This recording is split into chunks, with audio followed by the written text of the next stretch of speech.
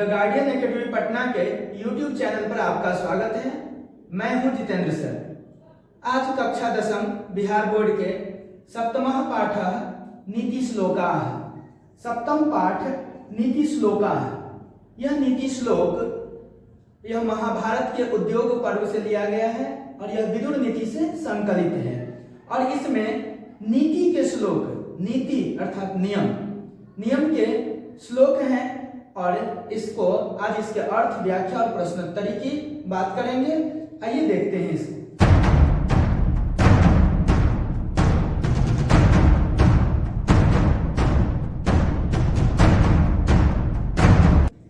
सप्तमः पाठ नीति श्लोका।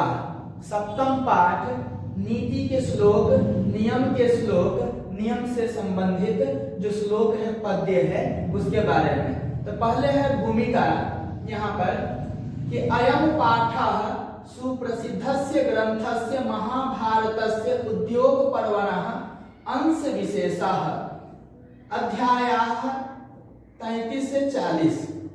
ठीक है, पहले समझिए इसको। ये किस में? महाभारत के अध्याय 33 से 40 में, ठीक है ना, वहां का कुछ अंश लिया गया है। अयम पाठः, यह पाठ, सुप्रसिद्धस्य ग्रंथस्य, सुप्रसिद्ध ग्रंथ कौन? महाभारत से, महाभारत का, उद्योग पर्वणः, उद्योग पर्व का, अंश विशेष, अंश विशेष, रूपाया के रूप में, यानी उद्योग पर्व के अंश विशेष के रूप में, विदुर नीते, विदुर नीति में, यानी विदुर नीति में संकलित है। यानी यह पाठ जो है वह सुप्रसिद्ध ग्रंथ महाभारत के उद्योग पर्व के अंश विशेष के रूप में, भाग विशेष के रूप में विदुर नीते संकलिता, विदुर नीति में संकलित है या विदुर नीति से संकलित है। युद्धम आसन्नम प्राप्य, युद्धम आसन्नम प्राप्य, युद्ध को आसन मतलब नजदीक पाकर, धृतराष्ट्र जो हस्तिनापुर के राजा थे, धृतराष्ट्र, वे मंत्री प्रवरम, अपने वरिष्ठ मंत्री, विदुरम, विदुर से, ठीक है ना, स्वचित्तस्य शांतये, अपने मन की शांति के लिए, स्वचित्तस्य, अपने मन की शांति के लिए, कांश्चित प्रश्नान, कुछ प्रश्न, नीति विषय का, नीति विषय से, पृच्छाति, पूछते हैं। तो ध्यान दीजिए कि यह पाठ सुप्रसिद्ध ग्रंथ महाभारत के उद्योग पर्व के अंश विशेष के रूप में विदुर नीति से संकलित है। युद्धम आसन्नम प्राप्य, युद्ध को नजदीक पाकर, धृतराष्ट्रो मंत्री प्रवरम विदुरम स्वचित्तस्य शांतये कांश्चित प्रश्नान नीति विषयकान पृच्छाति। युद्ध को नजदीक पाकर धृतराष्ट्र अपने वरिष्ठ मंत्री विदुर से अपने मन की शांति के लिए कुछ प्रश्नों को नीति विषय से पूछते हैं, यानी नियम से संबंधित चीजों को पूछते हैं। क्योंकि वह युद्ध को नजदीक देखते हैं धृतराष्ट्र, तो उन्हें घबराहट हो रही है, बेचैनी हो रही है, क्योंकि दोनों तरफ से तो अपनों का ही खून बहने वाला, चाहे पांडव पक्ष हो चाहे कौरव पक्ष हो। तो धृतराष्ट्र तो कौरव पक्ष अर्थात दुर्योधन के पिता हैं और उनके जो अनुज पुत्र पांडव हैं, ठीक है ना, उन्हीं के बीच में युद्ध होना है, तो इसलिए खून तो अपनों का ही बहना है, इसलिए इससे वो चिंतित हैं। लेकिन वो चाहते हैं कि हमारा, जो कोई भी चाहता है कि हमारा अपना जो लड़का है वही जो ना जीते। तो ये सब तरह की चीज कौरव पक्ष के लिए जो ना वो चाहते थे कि वह जीते। तो जो भी हो, लेकिन उनको चिंता तो थी कि इसमें जो भी खून बहेगा अपनों का ही खून बहेगा, तो इसलिए उनका मन घबरा रहा था। इसलिए अपने मन की शांति के लिए नीति विषय से संबंधित कुछ प्रश्नों को पूछते हैं। तेषाम समुचितम उत्तरम विदुरो ददाति, उनका समुचित उत्तर विदुर देते हैं, यानी उन्होंने जितना भी प्रश्न पूछा उसका समुचित उत्तर विदुर देते हैं।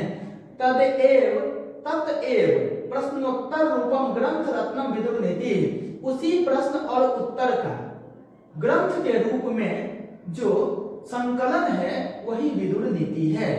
कहने का मतलब वो जो प्रश्न उत्तर धृतराष्ट्र और विदुर के बीच में जो संवाद हुआ, प्रश्न और उत्तर हुआ, उसी को ग्रंथ के रूप में संकलित कर दिया गया। उसका जो संकलन है वही विदुर नीति के नाम से प्रसिद्ध है और वही विदुर नीति है। इयमपि भगवत गीतेव यह भी, इयम अपि यह भी भगवत गीता एव, भगवत गीता की तरह महाभारतस्य, महाभारत का अंगम अपि, अंग भी स्वतंत्र ग्रंथ रूपा वर्तते, स्वतंत्र ग्रंथ के रूप में है। कहने का मतलब जिस तरह से भगवत गीता महाभारत का ही एक स्वतंत्र ग्रंथ है, ठीक है ना, उसका अंग होकर के भी उसका जो क्या स्वतंत्र ग्रंथ के रूप में है, उसी तरह से विदुर नीति भी महाभारत का अंग होकर के यह भी स्वतंत्र ग्रंथ के रूप में है। अब इसमें श्लोक के माध्यम से क्या क्या प्रश्न पूछा गया, क्या संवाद हुआ था, उसी से संबंधित चीजों को इसमें निचोड़ रखा गया है। 10 श्लोक है, इसमें से पहला श्लोक है यहाँ देखिए, यस्य कृत्यम न विघ्नन्ति शीतम उष्णम भयम रतिः समृद्धि र समृद्धि वा स वै पंडित उच्यते। यस्य कृत्यम, जिसके कृत्य को, जिसके कर्म को, न विघ्नन्ति, बाधा नहीं पहुंचाते हैं, कौन, शीतम उष्णम, शीतम मतलब सर्दी, उष्णम मतलब गर्मी, भय मतलब डर, रति मतलब भावुकता यानी इमोशन, इमोशनल, लोग जन कभी कभी कोई चीजों में इमोशन में बह जाते हैं, वही रति मतलब भावुकता। समृद्धि, असमृद्धि वा, समृद्धि मतलब संपन्नता, असमृद्धि मतलब विपन्नता अर्थात गरीबी यानी अमीरी या गरीबी। सो वै पंडित उच्यते, वही पंडित कहलाते हैं, वही ज्ञानी कहलाते हैं, वही सफल कहलाते हैं। यानी जिसके कृत्य को, जिसके कर्म को सर्दी, गर्मी, डर, भावुकता, संपन्नता और विपन्नता बाधा नहीं पहुंचाती है, वही पंडित कहलाते हैं। यही अर्थ है यहाँ पर कि जिसके कर्म को सर्दी, गर्मी, डर, भावुकता, समृद्धि अर्थात संपन्नता और विपन्नता अर्थात गरीबी बाधा नहीं पहुंचाती है, वही पंडित कहलाते हैं, यानी वही ज्ञानी कहलाते हैं, वही सफल कहलाते हैं, सफल व्यक्ति कहलाते हैं। व्याख्या 10 श्लोक है, 10 श्लोक की व्याख्या को एक बार जो बता दिया जाएगा और इसके बाद से फिर आप इसी तरह से प्रत्येक श्लोक के लिए व्याख्या खुद से लिख सकते हैं। इसमें कुछ नहीं, बस शुरुआत में जो है एक भूमिका जोड़ना पड़ता है। देखिए, प्रस्तुत श्लोक हमारे पाठ्य पुस्तक के नीति श्लोकाः शीर्षक पाठ से लिया गया है और यह विदुर नीति से संकलित है। इसमें धृतराष्ट्र और मंत्री प्रवर अर्थात वरिष्ठ मंत्री विदुर के संवाद को बताया गया है। इसमें कहा गया है कि यहां तक सब में जोड़ना पड़ेगा। क्या कहा गया है, तो जो अर्थ है फिर इतना इसमें जोड़ लीजिए। प्रत्येक श्लोक में ऐसे ही चलेगा। तो व्याख्या के लिए ये जो है ना, जो 3 लाइन है, इस 3 लाइन को आप भूमिका बना सकते हैं, उसके अर्थ को जोड़ दीजिएगा। इस तरह से व्याख्या हो जाएगा कि प्रस्तुत श्लोक हमारे पाठ्य पुस्तक के नीति श्लोकाः शीर्षक पाठ से लिया गया है और यह विदुर नीति से संकलित है। इसमें धृतराष्ट्र और मंत्री प्रवर अर्थात वरिष्ठ मंत्री विदुर के संवाद को बताया गया है। इसमें कहा गया है कि क्या कहा गया है, तो जो अर्थ है जिसके कर्म को सर्दी, गर्मी, डर, भावुकता, संपन्नता और विपन्नता बाधा नहीं पहुंचाती है, वही पंडित कहलाते हैं अर्थात वही ज्ञानी और सफल हैं। अब श्लोक 2, दूसरा श्लोक, तत्त्वज्ञः सर्वभूतानां योगज्ञः सर्वकर्मणां उपायज्ञो मनुष्याणां नरः पंडित उच्यते। इसका अर्थ देखिए, तत्त्वज्ञ, तत्व को जानने वाला, सर्वभूतानां सभी प्राणियों के तत्व को जानने वाला, योगज्ञ सर्वकर्मणां सभी कर्मों का योग जानने वाला यानी अभ्यास जानने वाला यानी उसको कैसे किया जाता है ये जानने वाला, उपायज्ञो मनुष्याणां मनुष्य की योजनाओं या उसके उपायों को जानने वाला, नरः पंडित उच्यते, वह जो नर है अर्थात वह जो मनुष्य है, नर का मतलब नर और नारी नहीं, कोई भेदभाव नहीं, नर का मतलब मनुष्य जाति, एक जाति का बोध किया गया है यहाँ पर, ठीक है ना। तो सभी प्राणियों के तत्व को जानने वाला, सभी कर्मों के अभ्यास को जानने वाला और मनुष्य की योजनाओं अर्थात उपायों को जानने वाला नर पंडित होता है या पंडित कहलाता है, ज्ञानी कहलाता है। अब देखिए इसकी व्याख्या में तो फिर से वही चीज आप करेंगे कि प्रस्तुत श्लोक हमारे पाठ्य पुस्तक के नीति श्लोक का पाठ से लिया गया है और यह विदुर नीति से संकलित है। इसमें धृतराष्ट्र और मंत्री प्रवर विदुर के संवाद को बताया गया है। इसमें कहा गया है कि क्या कहा गया, जो अर्थ है जोड़ देना है। अब चलते हैं श्लोक 3 कि अनाहूतः प्रविशति अपृष्टो बहुभाषते। अनाहूतः, अनाहूतः, अन मतलब हो गया बिना, आहूतः मतलब बुलाया गया, बिना बुलाए हुए, प्रविशति प्रवेश करता है, अपृष्टो बिना पूछे हुए, बहुभाषते बहुत बोलता है, अधिक बोलता है, अविश्वस्ते विश्वसीति अविश्वस्ते अविश्वासी पर, विश्वसीति विश्वास करता है, मूढ़ चेता नराधमा वह नरों में अधम है, यानी कि मूढ़ चेता नराधम है, नरों में नीच है, मनुष्यों में नीच है। यानी कि जो बिना बुलाए हुए प्रवेश कर जाता है, जो बिना पूछे हुए अधिक बोलता है और जो अविश्वासी पर विश्वास करता है वह नरों में नीच है, अर्थात मूढ़ चेता नराधम है। आपसे 2 नंबर वाला क्वेश्चन में ये पूछा भी जाता है कि मूढ़ चेता नराधम किसे कहा गया है, तो इसको लिखेंगे कि जो बिना बुलाए हुए प्रवेश करता है, जो बिना पूछे हुए अधिक बोलता है और जो अविश्वासी पर भी विश्वास करता है उसे ही मूढ़ चेता नराधम कहा गया है। ठीक है, तो यही देखिए अर्थ कि बिना बुलाए हुए प्रवेश करने वाला, बिना पूछे हुए अधिक बोलने वाला और अविश्वासी पर भी विश्वास करने वाला नरों अर्थात मनुष्यों में अधम है, अर्थात नीच है। व्याख्या में तो उसी हिसाब से आप लिख लेंगे। श्लोक 4 एको धर्म परम श्रेय क्षमय का शांति उत्तमा विद्या का परमा तृप्ति अहिंसा का सुखावह। एको धर्म परम श्रेय, एक धर्म, धर्म का अर्थ है कर्तव्य। एको धर्म परम श्रेय, एक धर्म परम श्रेष्ठ होता है, यानी एक कर्तव्य, यानी कर्तव्य जो करने का जो अभ्यस्त है, ठीक है ना, जो कर्तव्य को जो एक प्रवृत्ति है जिसको कर्तव्य को निभाने की, उसके बारे में कहा गया कि वह जो है ना श्रेष्ठ है, यानी एको धर्म परम श्रेष्ठ, कर्तव्य निर्वहन करने की प्रवृत्ति श्रेष्ठ मानी जाती है। कि अगर जिस चीज को उसने कहा कि हम ये करेंगे तो उसको करके दिखाते हैं, यह प्रवृत्ति श्रेष्ठ मानी जाती है। इसलिए कहा गया एको धर्म परम श्रेय, एक धर्म अर्थात एक कर्तव्य परम श्रेष्ठ होता है। क्षमा एका शांति उत्तमा, क्षमयिका है तो क्षमा जोड़ एका, ठीक है ना, क्षमयिका शांति उत्तमा, एक क्षमा उत्तम शांति है, अर्थात किसी को हम क्षमा कर देते हैं, ठीक है ना, तो यह उत्तम शांति है क्योंकि उसके बाद से विवाद नहीं बढ़ता है और उसके बाद से शांति स्थापित होती है। इसलिए क्षमय का शांति उत्तमा, एक क्षमा उत्तम शांति है। विद्या एका परमा तृप्ति, और एक विद्या परम संतुष्टि है। जो विद्या से युक्त है, जिसके पास विद्या है, जो पढ़े लिखे लोग हैं, जो ज्ञानी लोग हैं, उसका नजरिया ही अलग होता है, उसको अलग तरीके से वो सोचते हैं, अलग तरीके से देखते हैं। इसलिए कहा गया कि जिसके पास विद्या है, क्योंकि सा विद्या या विमुक्त, विद्या वही जो मुक्ति दिला दे। शरीर छोड़कर मुक्ति आसान होती है, जीवन में रहते हुए जीवन से मुक्ति ये सबसे बड़ी मुक्ति है। तो विद्या वही जो मुक्ति दिला दे। अब किस चीज से मुक्ति? हमें भूख लगी है तो भूख एक समस्या है, एक ऐसी विद्या जो हमें भूख से निजात दिला दे, वही विद्या मानी जाएगी। हम रोग से ग्रसित हैं, हमें रोग मुक्त करने वाली अगर विद्या मिल जाए, ऐसी विद्या जो हमें रोग से मुक्ति दिला दे, ठीक है ना, तो वही विद्या है। तो सा विद्या या विमुक्त विद्या वही जो मुक्ति दिला दे, ठीक है। तो इसलिए कहा गया विद्या एका परमा तृप्ति, कि एक विद्या जो है ना परम संतुष्टि है। अहिंसा एका सुखावहा, अहिंसा है तो अहिंसा जोड़ एका, ठीक है ना, एक अहिंसा सुखावहा, और एक अहिंसा सुखद होती है, जहां मार काट नहीं हो, अहिंसा हो, ठीक है ना, अहिंसा हो। अहिंसा मतलब नहीं, हिंसा मतलब मार काट, जहां मार काट नहीं हो, किसी को सताया ना जाए, किसी को प्रताड़ित ना किया जाए, तो अहिंसा एका सुखावहा, एक अहिंसा सुखद होती है, अर्थात सुख देने वाली होती है। इसलिए इसका अर्थ देखिए कि एक धर्म अर्थात कर्तव्य परम श्रेष्ठ होता है, एक क्षमा उत्तम शांति है, एक विद्या परम संतुष्टि है, और एक अहिंसा सुखद होती है, सुख देने वाली होती है। स्वाभाविक सी बात है, जहां प्रताड़ना, जहां पर मारकाट ये ना हो, तो निश्चित रूप से वहां पर मन प्रफुल्लित होता है, तो वह सुख देने वाला ही दृश्य होता है। व्याख्या इसी तरह से आप लिख लेंगे कि प्रस्तुत श्लोक हमारे पाठ्य पुस्तक के नीति श्लोक का पाठ से लिया गया है, और यह विदुर नीति से संकलित है। यह धृतराष्ट्र और विदुर के बीच का संवाद है। इसमें कहा गया है कि जो अर्थ है उसको लिख लेंगे।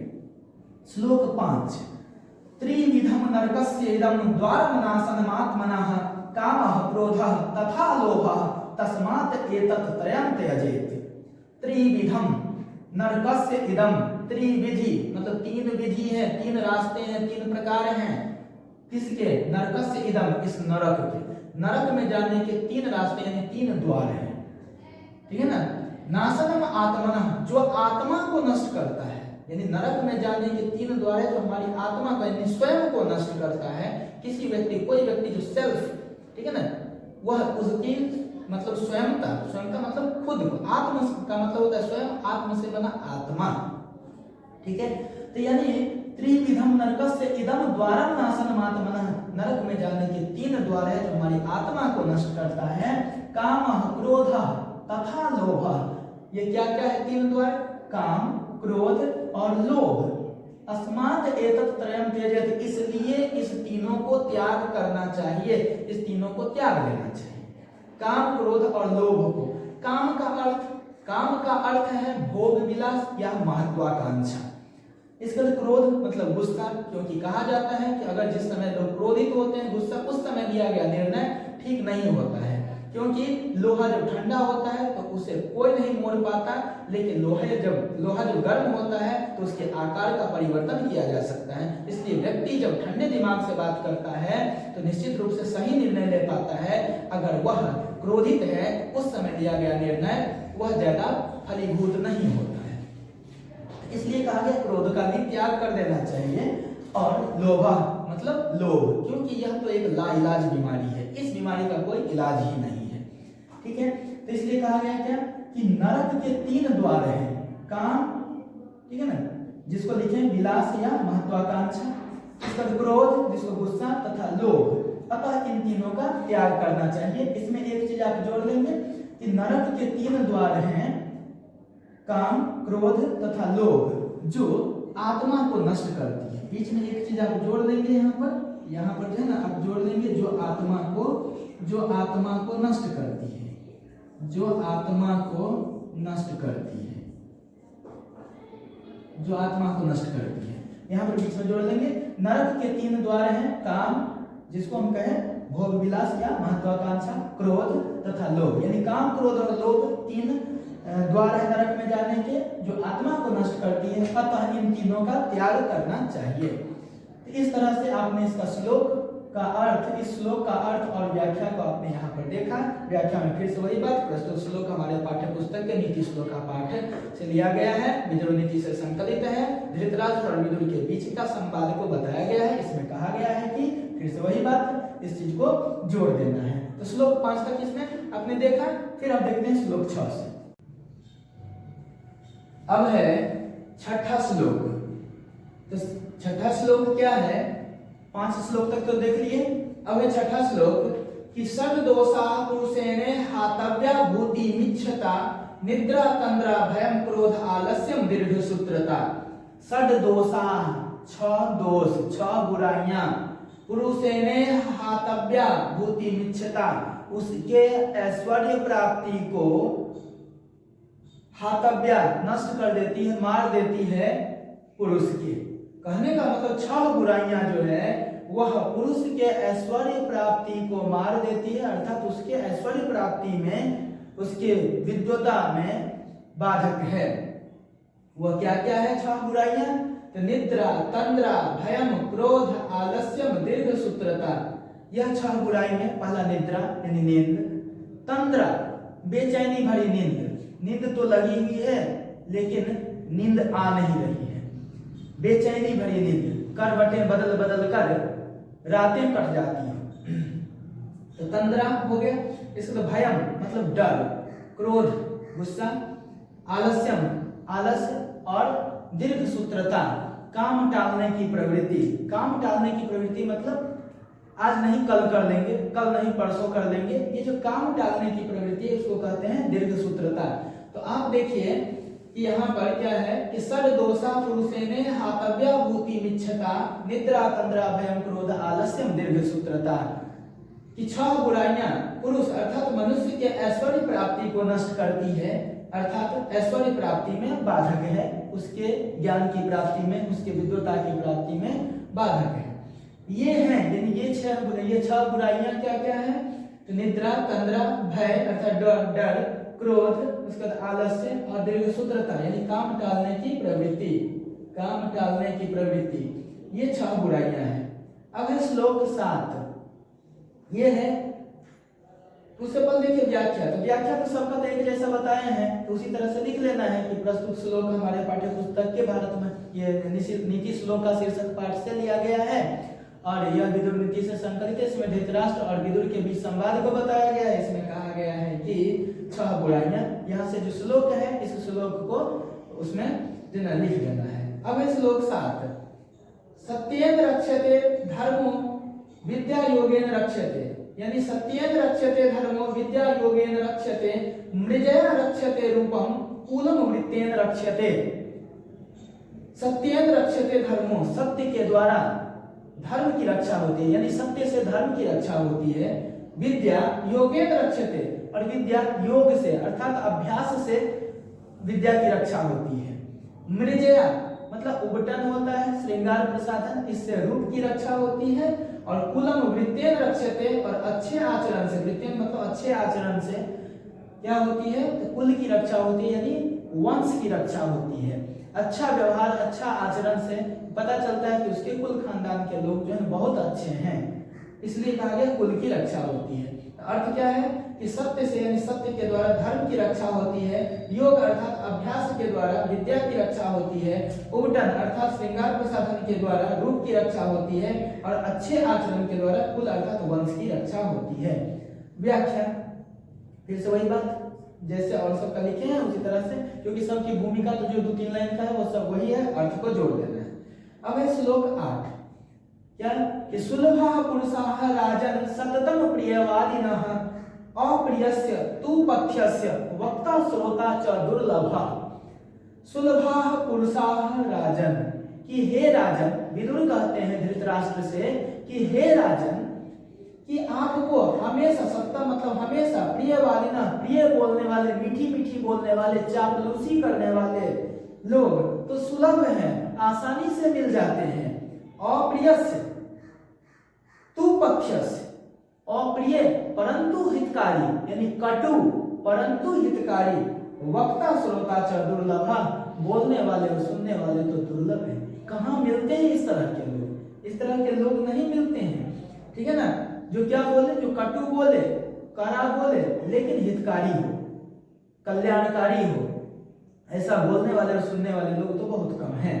इसलिए सुलभः पुरुषाः राजन् सततं प्रियवादिनः अप्रियस्य तु पथ्यस्य वक्ता श्रोता च दुर्लभः।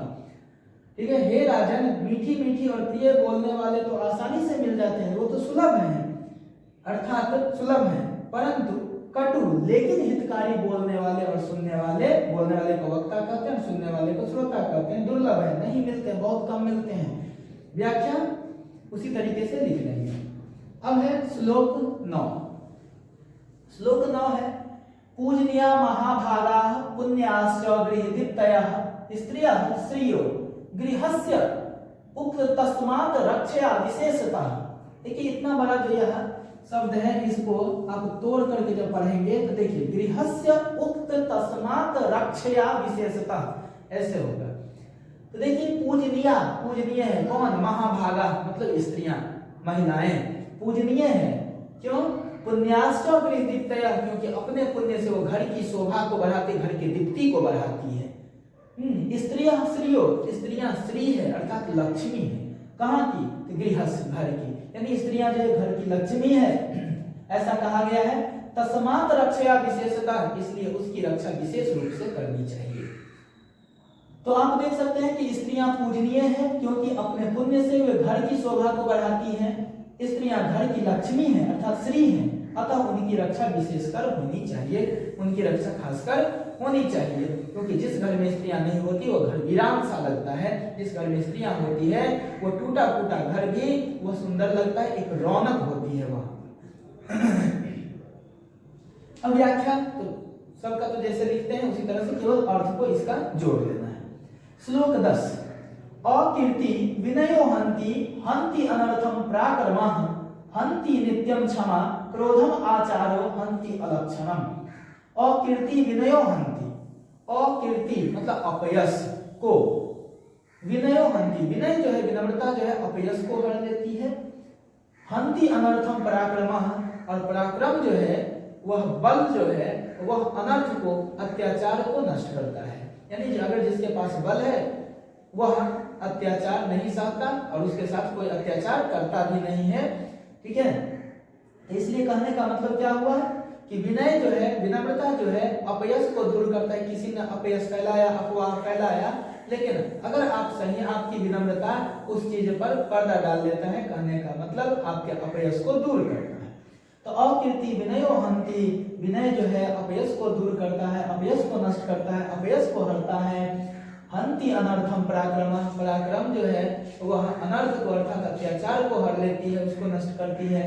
हंति नित्यम क्षमा क्रोधम, यानी कि क्षमा जो है क्रोध को हरती है, नष्ट करती है। आचारो हंति अलक्षणम, और अलक्षण, आचार जो है आचारो हंति अलक्षणम, और अलक्षण, अलक्षण की अगर हम बात करते हैं यानी खराब लक्षण की बात करते हैं तो ध्यान दिया जाए उसको कौन, तो आचार यानी अच्छा व्यवहार जो है ना कुलक्षण को अलक्षण को हर लेती है। इसलिए विनय यानी विनम्रता अपयश को हरती है, पराक्रम अनर्थ को हरता है यानी नष्ट करता है, क्षमा क्रोध को हरता है, और अच्छा व्यवहार कुलक्षण को नष्ट करता है यानी कि जो खराब लक्षण है उसको नष्ट करता है। तो इस तरह से आपने सभी श्लोकों का जो अर्थ और उसके व्याख्या को समझा। अब इसके प्रश्नोत्तर को देखते हैं। अब है प्रश्नोत्तर, सप्तमः पाठः नीति श्लोका का प्रश्नोत्तर, महत्वपूर्ण प्रश्न और उनके उत्तर। पहला क्वेश्चन, विदुर कौन थे? तो वरिष्ठ मंत्री थे, मंत्री प्रवर यानी महामंत्री थे वहां। इसके बाद दूसरा कि मूढ़ चेता नराधम किसमें विश्वास करता है? तो मूढ़ चेता नराधम अविश्वासी में विश्वास करता है। अगला प्रश्न है, उत्तम शांति क्या है? तो क्षमा जो है उत्तम शांति है। परम तृप्ति क्या है? तो वह है विद्या, यानी अधिक संतुष्टि देने वाली चीज विद्या, ठीक है ना। इसका नरक के कितने द्वार हैं? 3 द्वार हैं। विद्या की रक्षा किससे होती है? योग से। रूप की रक्षा उबटन से, ठीक है ना, ये सब चीज पढ़े थे। विनय किसको मारता है? अपयश को, क्योंकि अपयश विनय को, इसलिए तो दूसरे का पूरक है, ठीक है ना।